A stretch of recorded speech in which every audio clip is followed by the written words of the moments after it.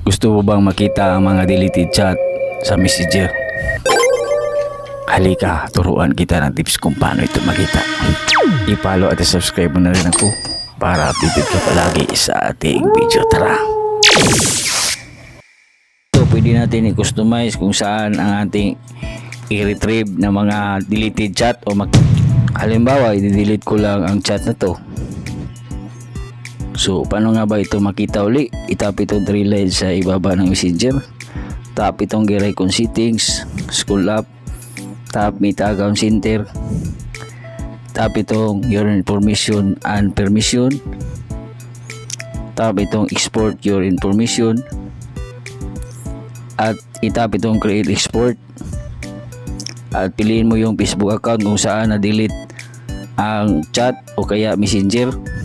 So paalala lang kaibigan ha, doon sa Messenger mo ito gawin sa mga na-delete sa Messenger kung saan na-delete ang chat. Then piliin mo itong Export to Device.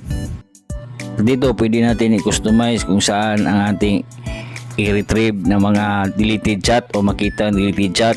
So itap natin itong details at makita natin itong last week, last month, last 3 months, last 6 months o last 3 years.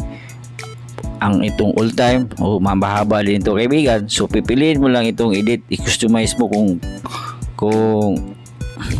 anong gusto mo. So depende na po sa atin.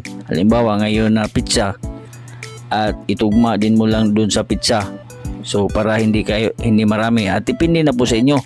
Pwede mo ring piliing all time o noon pang nakaraang taon at isave mo lang.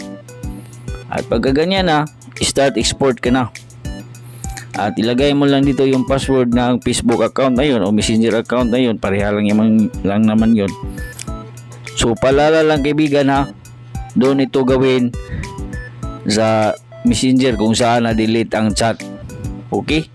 At kung nalagay mo na ang password kaibigan, i-continue mo lang.